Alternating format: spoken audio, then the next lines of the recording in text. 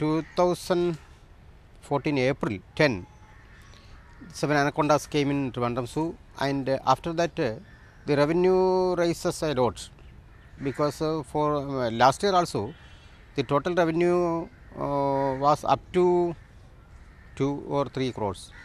Now it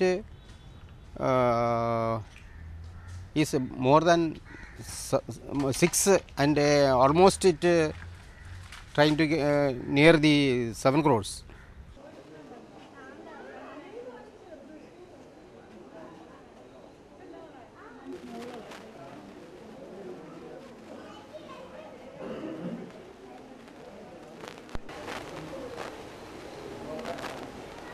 മക്കളുടെ vacation time അത് ഓണം അവധിക്കുള്ള ഇതിനു വേണ്ടിയാണ് കൊണ്ടുവന്നത്.